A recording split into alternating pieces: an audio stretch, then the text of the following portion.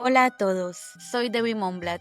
Bienvenidos sean a un nuevo episodio de Itzlil en el Medio Oriente, el programa donde aprenderemos en términos simples a entender el complejo Medio Oriente. Estamos hoy acá con Adrián Rocha, politólogo, consultor de asuntos estratégicos y especialista en relaciones internacionales. Adrián es miembro del Consejo Argentino para las Relaciones Internacionales y autor del libro Populismo, un enfoque crítico. Bienvenido, Adrián. Bueno, muchas gracias por la invitación, Debbie, y un gusto estar aquí contigo. Hoy vamos a hablar de una alianza que se ha fortalecido muchísimo en los últimos años. Dos países que han incrementado drásticamente su cooperación y esta es clave para las estrategias geopolíticas de cada uno de ellos. Estoy hablando de las relaciones entre Irán y Rusia. Y antes de empezar a hablar de ellas, quiero que entremos un poco en contexto. Irán cambia de gobierno en 1979 con la Revolución Islámica, la misma que tumba al gobierno del Shah y le otorga el poder al líder supremo, el ayatolá Ruhollah Khomeini. Cuando esto sucede, la Unión Soviética es el primer país en reconocer a la República Islámica de Irán. Inmediatamente después, en 1980, inició la guerra de Irán-Irak. En este contexto, Moscú se identifica más con Irak, ya que su líder Saddam Hussein era también laico y de ideología comunista, a diferencia de Khomeini, que había criticado el ateísmo de la Unión Soviética muchas veces. Sin embargo, durante la guerra las cosas cambian y en 1983 Estados Unidos pone un embargo de armas en contra de Irán y desde ese momento la Unión Soviética se convierte en un proveedor de armas indispensable para Teherán. Moscú usaba a Corea del Norte como mediador para la venta de armas a Irán. Y en 1989, luego de que terminó la guerra de Irán-Irak, la Unión Soviética firma un tratado de armas oficial con la República Islámica de Irán. En 1991 cae la Unión Soviética. Adrián, ¿cómo afecta esto a las relaciones entre Irán y la nueva Rusia? ¿El impacto es positivo o es negativo? Los efectos de la disolución de la Unión Soviética han sido profundos a nivel internacional. Esto no se limita a Irán. Irán, las sanciones que recibe hasta el día de hoy por parte de los Estados Unidos, que son muy duras, son sanciones que si uno las lee detenidamente, no solo en el plano del intercambio comercial, sino también en el plano de todos aquellos productos de alta tecnología que tengan componentes de los Estados Unidos. Estamos hablando de sanciones que afectan el corazón de la productividad, del desarrollo energético, de la infraestructura, del avance tecnológico, ¿no? Porque como bien decía Kissinger, el desarrollo tecnológico interno que se da en los estados pasa a ser una variable de orden estratégico mucho más a veces amenazante que la conquista de mayores territorios, ¿no? O sea, hay una dimensión geopolítica en el plano tecnológico que se desterritorializa y pasa al plano de las capacidades estrictamente tecnológicas vinculadas con el militares y también por el tema nuclear, que en Irán es lo más controvertido, lo más polémico, aquello que despierta las mayores alarmas en la comunidad internacional, ¿no? Porque Irán siempre ha dicho, ha justificado su programa nuclear con una función civil, pero todos sabemos que eso no es así. El objetivo del programa nuclear de Irán es poder tener más peso en el área regional y a nivel internacional para poder ejercer una mayor presión sobre todos los actores del sistema internacional y lograr imponer una agenda que en el caso de Irán está, digamos, está escindida, no es una agenda compacta. Irán tiene una política exterior bastante inestable, digamos, ¿no? Sobre todo, como dijiste vos, después de la caída de la Unión Soviética, la política exterior de Irán siempre ha sido muy ambivalente y en función de coyunturas que digamos implican lo complicado que es definir para Irán, para sí mismo, su interés nacional. Y eso es algo que se sostiene hasta el día de hoy. Entonces Irán va tratando de acomodarse a determinados contextos en el marco de ser un paria, ¿no? De estar aislado realmente del sistema internacional por ser un Estado promotor del terrorismo y de la inestabilidad. Ha adoptado estrategias subversivas del orden internacional, con Hezbollah en Líbano, en América Latina lo sabemos por los atentados que han ocurrido tanto a la Embajada de Israel como a la mutual AMIA. Irán realmente es un agente complicado para establecer relaciones, ¿no? El tema con Rusia es que Rusia, a partir de la llegada de Putin al poder, que circunstancialmente fue en 99, pero a partir de ahí se sostuvo, porque incluso cuando Medvedev asumió, él era quien realmente manejaba el poder. Desde ahí hasta el día de hoy, Putin ha establecido un vínculo con Irán en la medida en que bastante limitado, siempre con desconfianza, con suspicacia. La relación entre Rusia e Irán siempre han sido una mezcla de suspicacias, cooperación y intercambio de información en función de temas muy específicos. Pero ¿qué pasó? Hay dos hitos, digamos, en los últimos 20 años que tal vez definan esa relación. Primero, el cambio de política exterior de Rusia, mirar la esfera geopolítica de influencia más directa de Rusia. La incorporación de varios países a la OTAN empezó a molestar a Rusia, a hacerla sentir incómoda, insegura por este tema fronterizo que están muy cerca, y con el tema de Ucrania, primero con Georgia, después con Crimea y finalmente con Ucrania. Esto termina de adoptar. Pero en el medio hay un hecho fundamental, que es la guerra en Siria, ¿no? Y sabemos que Rusia e Irán han sido aliados de Bashar al-Assad. Esto es de público conocimiento, todos sabemos cuál es la relación de Rusia con Bashar al-Assad, pero el peso de Irán en esa relación siempre fue menor. Irán era un estado que quería que buscaba tener una alianza con Rusia, porque es una gran potencia, que le permitiera dividir tal vez a Rusia de Israel, porque en el fondo lo que busca Irán es establecer un poderío regional con un conflicto existencial con Israel. No es una competencia en un sentido tradicional, es un conflicto existencial. A diferencia del conflicto que tiene también Irán con Arabia Saudita, que es un conflicto más sí de tipo competitivo, por naturaleza religiosa, por el poder. Sabemos que Irán tiene una mayoría y es un estado chií, en cambio Arabia Saudita es sunita. Y en la perspectiva tanto de la religión y del poder regional que tiene Arabia Saudita es en muchos casos no solo distinta, sino opuesta al modo en que Irán concibe el poder, ¿no? El poder regional, la influencia y los intentos en Medio Oriente de Irán de exportar la revolución no han hecho otra cosa que molestar, incomodar a los estados del Oriente Medio y demás. Entonces, lo que es clave acá es entender cómo hubo una serie de factores geopolíticos internacionales que tendieron a crear cierta convergencia entre Rusia e Irán. Pero esa convergencia no siempre significó una alianza en un sentido militar. En efecto, en enero de este año, el presidente asumido en 2024, Masud Pezeshkian, firmó un acuerdo con Putin, que sí tiene una dimensión más integral en términos de intercambio. Irán está asistiendo con drones a Rusia en la guerra en Ucrania, y este acuerdo viene a ratificar eso. Sin embargo, el acuerdo no tiene una cláusula de apoyo mutuo en caso de que uno de los países sea atacado. Esa cláusula no existe, es muy poco probable que exista, porque el juego que hace Rusia con Irán es solo un juego en la medida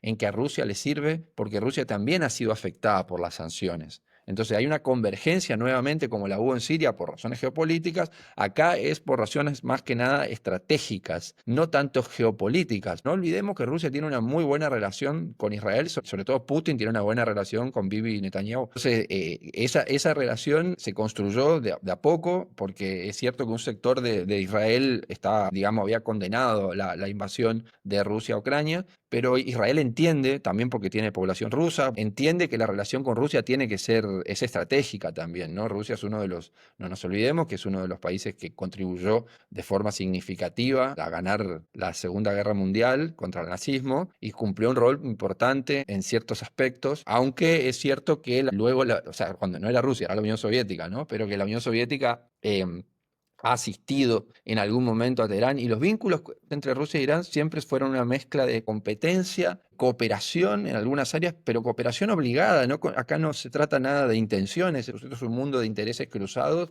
donde los cambios en la geopolítica internacional de las grandes potencias, ya sea Estados Unidos, China y Rusia, los cambios en las políticas exteriores de ellos producen directamente cambios en el modo en que estos países de menor escala tienen que adaptarse al sistema internacional. Israel es un aliado de Estados Unidos, pero Israel tiene buenas relaciones con Rusia. Entonces, Israel intenta mantener ese equilibrio, lo necesita, y no sabemos hasta qué punto los acuerdos de Rusia con Irán son estrategias, porque estamos hablando de una relación muy asimétrica, ¿no? Estamos hablando de Rusia, una potencia que desafía al orden internacional, pero más robusta, de forma más robusta, más sólida. Y estamos hablando de Irán, que es una potencia que intenta desafiar al orden internacional con estrategias como el terrorismo, ¿no? De proxies terroristas y demás, que no es exactamente el lenguaje que habla la política internacional, digamos, ¿no? Y Putin tampoco. Cuando a Putin le ofrecen la posibilidad de ser presidente, él era uno de los líderes, el jefe del FSB, que es el Servicio de Inteligencia ruso.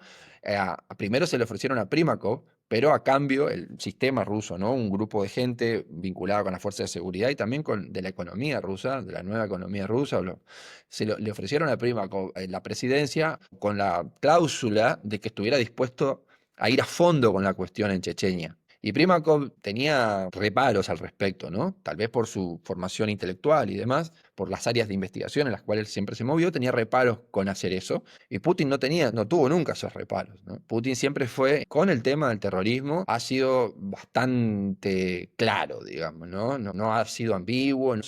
E incluso en la construcción de su narrativa como hombre fuerte, como Siloviki, como se llama en Rusia, nunca ha tenido dilemas a la hora de expresar realmente el modo en que él considera que hay que lidiar con el terrorismo, ¿no? Que en ese sentido está muy alineado al modo en que las grandes potencias lidian con el terrorismo. No se negocia generalmente. Entonces, en ese sentido, Rusia nunca va a dejar de tener presente que Irán es un estado de esa naturaleza, ¿no? Entonces, cualquier acercamiento a Irán tiene potenciales consecuencias, incluso cuando sí se está hablando de un financiamiento importante de Rusia para la infraestructura en Irán, porque Irán tiene, como por las sanciones, tiene una de las mayores reservas de gas, ¿no? Y demás, pero tiene problemas para el desarrollo de eso, ¿no? Y ni hablar para la exportación. Entonces, esta alianza con Rusia sí puede ser gravitante para la política exterior iraní, para su posicionamiento en el sistema internacional y para lo que podríamos denominar el poder de chantaje, ¿no? El poder de presionar a otros estados y en función de eso obtener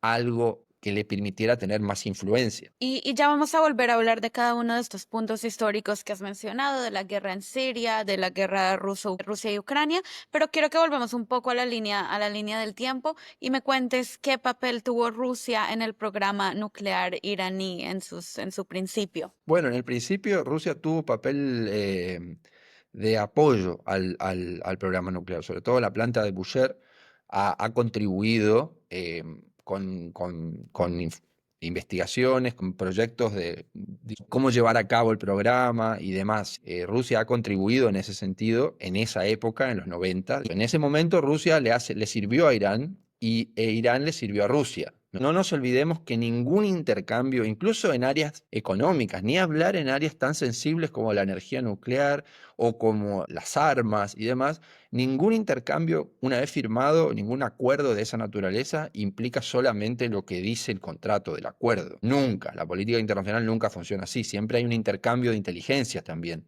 Generalmente China, por ejemplo, antes de cualquier inversión de magnitud, a través de sus grandes empresas, que son la mayoría, en casi todos los casos, empresas del Estado, hablo de las grandes, siempre exige a cambio de una inversión de magnitud un importante componente de información estratégica que ellos buscan, ¿no? Bueno, en el caso del Medio Oriente y del Cáucaso y Asia Central, esto es así de forma incluso más pronunciada, pero ahí está el juego, ¿no? En qué medida Rusia cede a la información y en qué medida Rusia contribuye a eso. No sabemos si tal vez movido por la necesidad de obtener más información sobre Irán y usar esa información como a cambio de algún tipo de negociación con Occidente, cuando pienso en los 90, ¿no?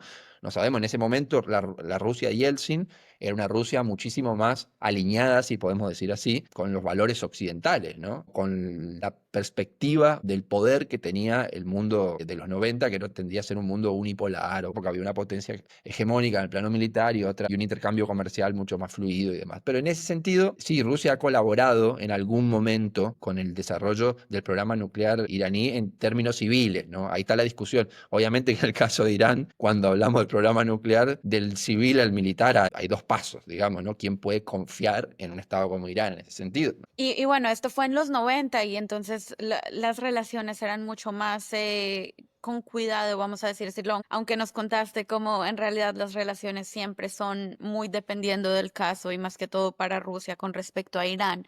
Pero con el paso de los años, las tensiones entre Irán y los Estados Unidos fueron creciendo mucho más, empujando a que Irán se acercase a Rusia. Y un punto de la historia que ya mencionaste, en la que la cooperación se vuelve inminente, es durante la guerra civil siria que inició en el año 2011, ya que tanto Irán como Rusia lucharon para que el presidente Bashar al-Assad se quedara en el poder. ¿Por qué estos dos países estaban tan interesados en que Assad conserve su poder en Siria? Bueno, por numerosas razones. Primero, por una cuestión geopolítica. La caída de Al-Assad en ese momento, ahora el escenario es otro, pero en ese momento podría haber significado un cambio geopolítico en favor de Occidente muy, muy contundente. Que hubiese afectado en dimensiones distintas o en proporciones distintas, pero la influencia del impacto tanto en Rusia como en Irán iba a ser importante. En el caso de Irán iba a ser existencial porque estaría cada vez más rodeado. Recordemos que Irán con el resto de los estados de Oriente Medio tiene una relación tensa, ambigua. Nadie quiere a Irán realmente porque nadie confía en Irán. No es una cuestión de solamente de conflicto en un sentido tradicional, es un conflicto basado en tácticas que ha utilizado Irán para promover desestabilizaciones en distintos escenarios del Oriente Medio, del Cáucaso, y ha influido a través de operaciones de inteligencia, operaciones de terrorismo. La caída de Siria en las manos, que no ocurrió esto, directamente de un gobierno alineado con Occidente o lo más alineado posible para el escenario de Oriente Medio, ¿no? Con Occidente habría significado una pérdida en términos estratégicos muy profunda para Irán y Rusia ahí jugó una carta importante que es mostrar cómo puede sostener un conflicto contra Occidente a través de una guerra de proxy, ¿no? O sea, que esto Rusia lo sabe hacer muy bien, ¿no? O sea, muy bien. Entonces le dio todo el soporte, sobre todo aéreo, pero en otras, ni hablar en áreas de inteligencia, ¿no? Entonces, en ese sentido, creo que en Siria el impacto de un gobierno relativamente alineado con Occidente, lo más alineado posible para un país como Siria, habría significado una pérdida de recursos estratégicos y a largo plazo un aumento de esa pérdida. O sea, Irán habría perdido cada vez más recursos estratégicos y hubiera estado más asfixiada, mucho más controlada, más de cerca, teniendo bases probablemente de los Estados Unidos allí. Para que hubiese sido, por eso apostaron a esa escala. Y Rusia lo mismo. Rusia no deseaba que en ese momento Estados Unidos tuviera una influencia mucho mayor. No nos olvidemos que 2011 es 3 años antes de Crimea. O sea, entonces, a partir de la conferencia de seguridad de Múnich de 2007, Putin ahí da un discurso que es muy claro respecto de su oposición, digamos, desacuerdo respecto del orden unipolar que según él Estados Unidos quería sostener ya en una época en que era insostenible, ¿no? Al fin y al cabo, el argumento geopolítico mayor de Putin es el de la OTAN. Entonces, bueno, en ese sentido, si bien Siria no tenía nada que ver con esta cuestión, si caía en manos de Occidente, era otro asset que iba a tener Estados Unidos ahí y eso también iba a implicar, por una cuestión geoestratégica, un problema para Rusia. Hay un punto histórico más que es muy importante en la historia de las relaciones entre estos dos países y también lo mencionaste ya, que es la guerra entre Rusia y Ucrania. Pero antes de llegar a hablar de esto, me gustaría saber cómo se veían las relaciones entre los dos países antes de febrero del 2022, cuando inició esta guerra, y cuáles eran los principales sectores de cooperación entre Rusia e Irán. Los sectores de cooperación siempre fueron los mismos, el intercambio en, por ejemplo, ejercicios militares conjuntos, siempre movilizado por el interés de Irán de acercarse, porque si bien Rusia tiene muchas sanciones, Irán tiene sanciones que son globales, que lo aislaron realmente. Y aparte es una economía muchísimo más frágil que la de Rusia. Entonces, relaciones eran de cooperación, había una buena relación, ya había una buena relación. En 2001 se había firmado, imagínate, en 2001 se había firmado un acuerdo que no tenía la profundidad del acuerdo que se firmó ahora en enero del 2025. En 2001 ya se habían firmado un acuerdo de cooperación y en adelante, porque Rusia, o sea, a partir de la llegada de Putin al poder, empezó a trabajar de otra manera su política exterior. y a no priorizar los intereses que podían venir exclusivamente de los Estados Unidos. Entonces Rusia empezó a actuar con lo que se denomina autonomía estratégica, que es el modo en que actúa Turquía también, por ejemplo, ¿no? Es un estado que ha construido muchísimo poder en los últimos 15 años, digamos. Pero el caso de Rusia en esa época también es recuperar autonomía estratégica, recuperar poder de decisión sin estar tan pendiente de lo que Estados Unidos les pudiera exigir o les pudiera de alguna manera delimitar en torno de su margen de acción, porque la doctrina Primakov considera que Rusia es una potencia estratégica, Putin y sus círculos consideran que Rusia es una potencia estratégica y que debe hacer prevalecer su rol de potencia. Entonces las relaciones con Irán eran de cooperación por esta cuestión de la autonomía estratégica, porque Rusia se permitía establecer lazos de, digamos, canales de contacto y algún que otro acuerdo que no implicara tampoco una desestabilización del orden internacional, porque en ese momento Rusia todavía no estaba jugando a desestabilizar el orden internacional. La relación de Rusia, de Putin con Bush, por ejemplo, no era mala, era una relación en la cual Putin buscaba de tener un vínculo entre todas las grandes potencias. Putin intentaba todo el tiempo reconstruir esa relación con los Estados Unidos, pero a su vez esa autonomía estratégica implicaba vincularse con países como Irán y demás para ofrecerse como mediador en caso de que a Irán, sabemos que Irán siempre ha sido muy renuente respecto de la inspección de sus centrales nucleares, ¿no? Cualquier intento por parte del Organismo Internacional de Energía Nuclear, Atómica, o cualquier intento, ni hablar de los Estados Unidos o de Naciones Unidas, de ir a hacer una inspección, no es bien visto por Irán, ¿no? Es rechazado generalmente o es llevado a cabo de un modo siempre con trabas, generando confusión a propósito. Entonces, Rusia aprovechaba y veía una ventana de oportunidad y creo que la sigue viendo, como diciéndole a Occidente, miren, yo tengo acceso a esto. Y Rusia ve a Irán como una, si uno quiere verlo de un modo muy crudo, como una moneda de cambio. Yo tengo acceso acá. Sí, hice un acuerdo con ellos, pero yo tengo acceso acá. Yo puedo acceder más acá. ¿Te ves obligado por la dinámica del sistema internacional tal vez a hablar más conmigo y a recurrir a mí porque yo puedo proveerte a cambio de... Rusia está constantemente intentando destrabar todas las sanciones. Rusia está exigiendo, está buscando, en realidad, que le quiten la mayor cantidad de sanciones, porque sabe que el peso de las sanciones en su economía en el largo plazo le vuelve mucho más difícil la recuperación. Pero ya hablamos de cómo eran las relaciones antes de la guerra entre Rusia y Ucrania y cuando empieza esta guerra, cómo cambian las relaciones entre Rusia e Irán. Bien, la guerra promovida por la invasión de Putin a Ucrania va a acercar aún más a Rusia e Irán por las mismas razones que antes tendían a acercarlas, pero de un modo muchísimo más pronunciado, ¿no? Muchísimo más se acentúa esta tendencia de Rusia a acercarse a Irán y de Irán a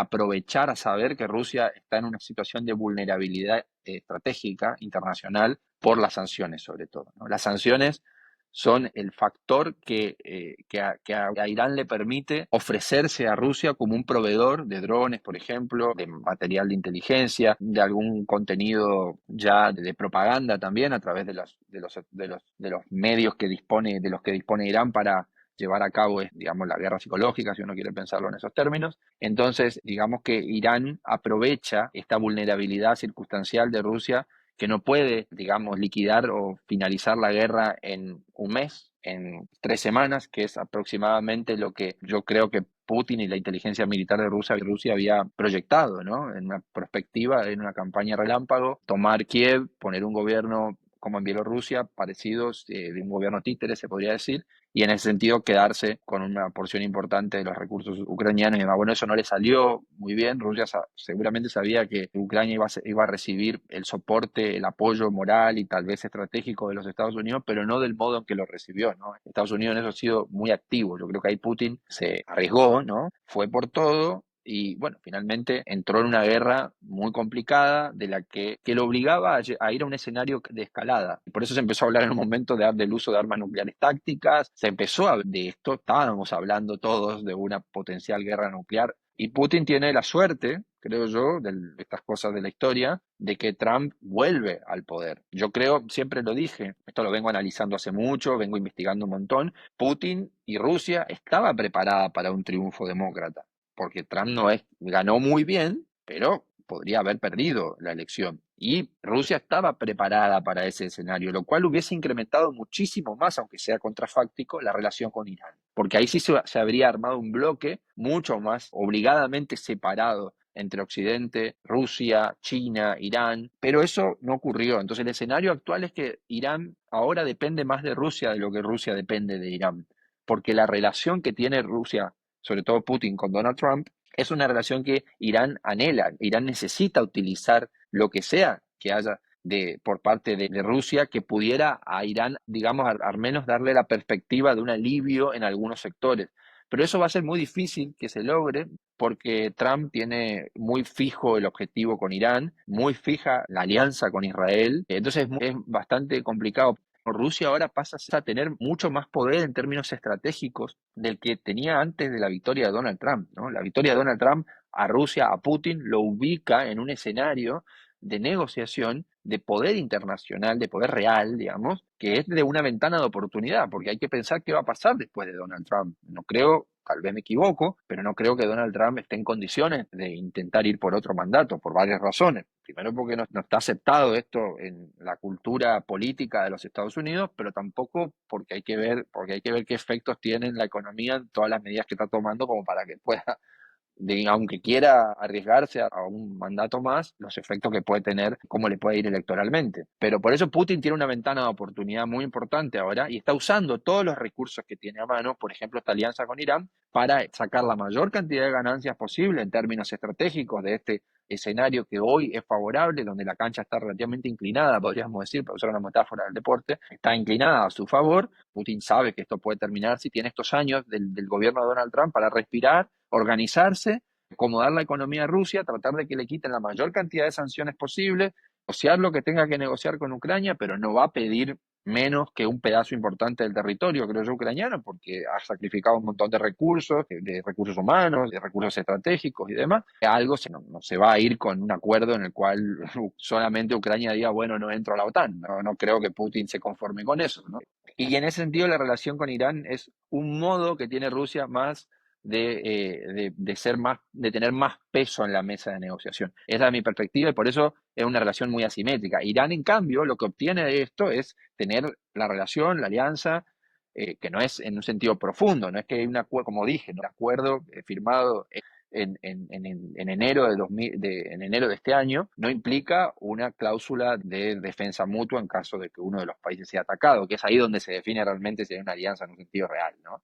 Entonces, ahí yo creo que Irán está, si bien no logró eso, está buscando a través de Rusia obtener, obtener mayor peso en el escenario internacional por la alianza con un país que hoy está mucho mejor posicionado de lo que estaba antes, que Irán igual hubiese apoyado, porque Irán se hubiese acercado a cualquier país y sobre todo a una potencia que esté en contra de los Estados Unidos, porque las sanciones de los Estados Unidos a Irán las están realmente erosionando y demás, y encima Estados Unidos tiene una alianza con Israel, Irán es un enemigo declarado existencial de Israel. Entonces, y el potencial conflicto de una guerra entre Irán e Israel que en el sistema internacional se seguía con mucha atención, ahora podría haberse apaciguado también por la intervención precisamente la mediación de Putin. Putin hoy juega un rol en todos estos, digamos, tiene varias posiciones en el mismo equipo, ¿no? Juega distintos roles, ¿no? Tanto en la relación entre Irán e Israel, tanto en la relación entre Irán y Estados Unidos. Tiene un poder hoy mucho mayor del que tenía en términos estratégicos antes de la victoria de Donald Trump. Y ya para terminar, quiero que hablemos de dos temas de actualidad iraní muy importantes que están ahora en todas las noticias. Seguro nuestros oyentes no han parado de escuchar sobre esto, pero quiero que lo analicemos un poco también porque es importante para lo que estamos hablando. El primero es las negociaciones nucleares hoy en día entre Irán y Estados Unidos y el segundo es la explosión que ocurrió ayer en el puerto en Irán. Entonces empecemos con las negociaciones nucleares.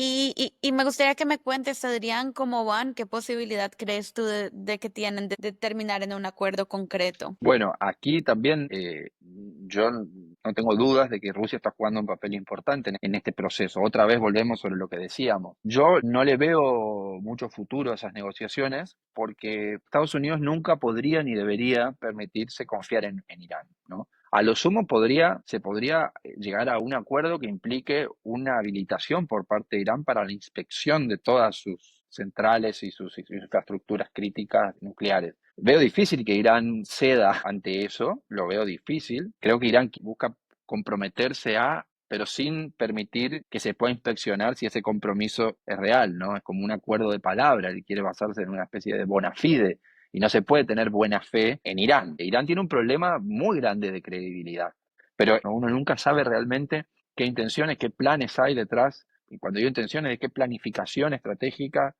y de inteligencia hay detrás de un intento de acuerdo o de un intento de no acuerdo, hay un mensaje. Por eso no creo que estas negociaciones prosperen demasiado en los términos en que convencionalmente se considera una negociación, porque es un tema muy sensible y es un tema que a Irán le da un poder de negociación justamente, que es su única carta. En la medida en que Irán ceda un control internacional que implique a sí mismo integrarse civilizadamente al sistema internacional de control y seguimiento de armas nucleares o de energía nuclear, de procesamiento nuclear y demás, en la medida en que Irán ceda ante eso, Irán pierde el poder que tiene de Estado que puede llegar a cometer algo, o puede llegar a ser relativamente peligroso. Hay algo del orden del desconocimiento que con el que Irán juega, como diciendo, ojo, que yo puedo tener más de lo que ustedes creen en este asunto y puedo ser mucho más peligroso de lo que realmente soy, ¿no?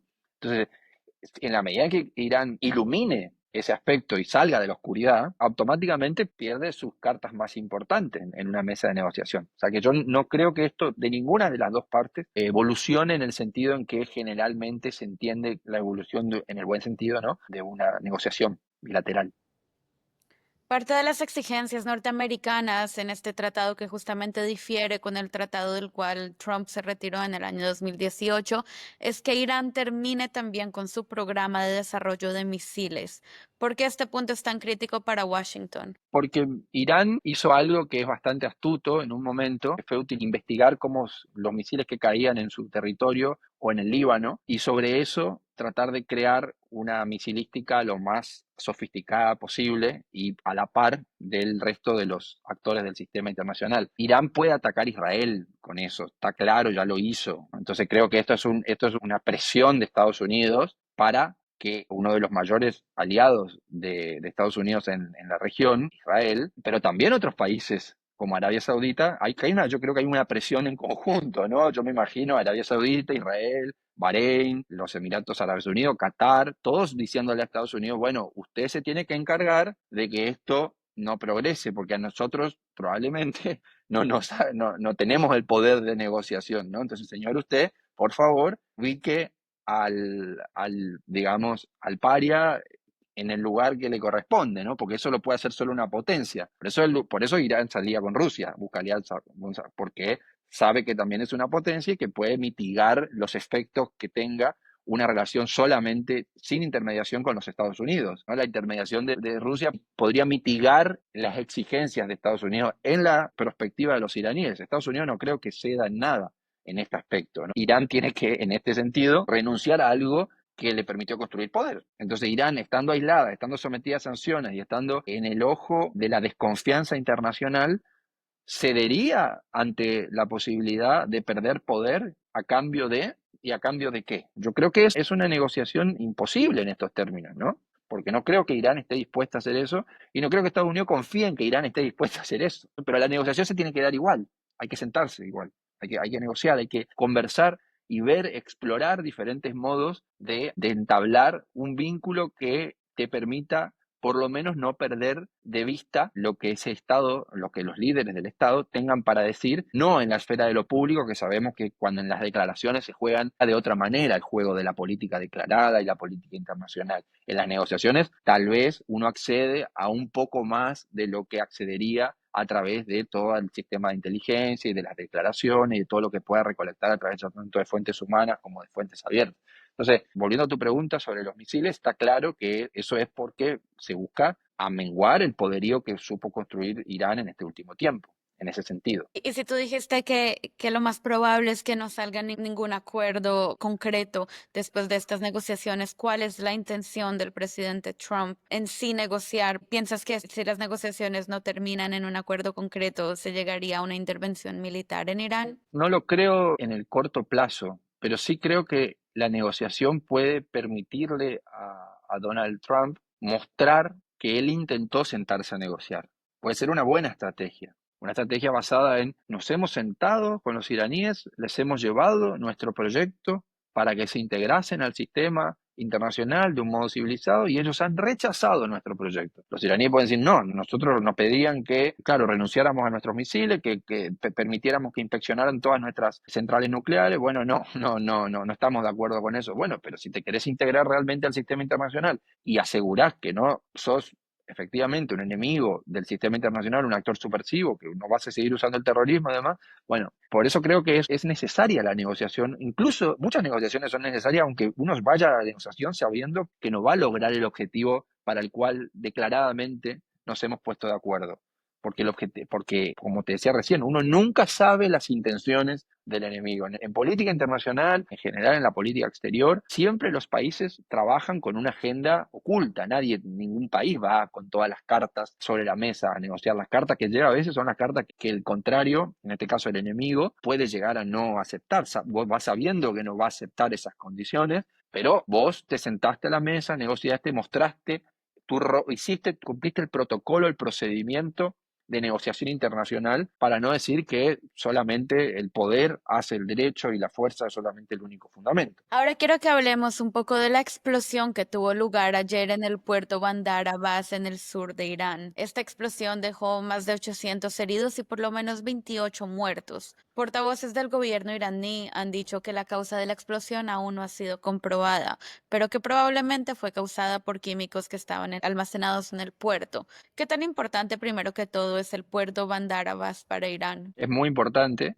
por precisamente el comercio y por el contrabando. Irán se abastece en muchos casos, como por las sanciones, con triangulaciones, con China o con otros países, con triangulaciones no declaradas, porque cualquier país, cualquier actor, empresa, persona jurídica, etcétera, que ose negociar con Irán va a estar bajo el ojo de los Estados Unidos y puede verse sometido a sanciones importantes. Entonces Irán busca a través de determinados actores marítimos, de buques que estacionan, digamos, en un puerto y luego cambian las coordenadas del GPS para que no para que no se sepa que se movieron de ese puerto al puerto. Este puerto juega un papel fundamental en ese sentido y creo que la explosión, no tengo la información porque es algo muy reciente, tampoco me animaría a decir exactamente qué fue lo que la originó, pero puede ser que sea debido a que como Irán se abastece por vías no convencionales, vamos a decirlo así, por no decir ilegales, los cuidados, los protocolos de los procedimientos a los cuales se ve sometida toda esa mercadería y otras cosas más que ingresan de esa manera a Irán y que egresan de Irán también, no cumplen los protocolos tanto sanitarios como de infraestructura y demás, porque en muchos casos están camuflados, escondidos o están en áreas, digamos, dentro de los buques, están en lugares en zonas que son arriesgadas. Esos son los problemas con los costos, digamos, de estar afuera del sistema, ¿no? E Irán tiene una gran experiencia desarrollando este tipo de actividades, ¿no? Por eso el puerto y la mayoría de los puertos del Estrecho de Hormuz, los puertos del Estrecho de Hormuz, son todos muy importantes para Irán porque parte no solo porque ahí circula el 20% del petróleo líquido del mundo, sino también porque hay muchísimas otras, y otros puertos, todos los puertos que tiene Irán, le permiten a Irán abastecerse y exportar, pero sobre todo importar, porque Irán necesita importar productos a los cuales no tiene acceso mediante el mercado mundial integral, digamos, legal. Hace unos meses hubo reportes de que habían llegado dos barcos chinos a este puerto con preclorato de sodio, que este es un químico producido en China y popularmente usado como combustible para misiles de alto alcance, como los que tiene Irán, como los que produce Irán. CNN reportó en febrero que uno de estos barcos traía 1.000 toneladas de este componente. ¿Piensas tú que esta puede ser la causa de la explosión? Y recién mencioné a China. No puedo decirlo porque no tengo la información, pero ¿quién puede dudar de que China ha jugado en ese escenario un papel importante para Irán, ¿no? Lo mismo que en las rutas del fentanilo a los Estados Unidos. China ha jugado este rol, juega ese rol, que en esto también China es muy hábil haciendo este tipo de cosas, y nadie, y esto es algo que no se comenta mucho, ¿no? Como si hay cierta renuencia a mencionar que China opera de esta manera, ¿no? Pero esto es así. Muchísimas gracias, Adrián. De verdad que nos has contado un montón de cosas interesantes, nos has ayudado a entender mucho más completa y clara la imagen de las relaciones entre entre Rusia e Irán. Así que muchísimas gracias por estar acá con nosotros hoy. Gracias a ti, Debbie, por el espacio y bueno, un gusto y éxitos. Muchas gracias por escuchar. Espero ahora tengan una imagen más completa y clara sobre las relaciones entre Irán y Rusia y todo su entorno geopolítico. Espero que tengan una linda semana y nos vemos en la próxima.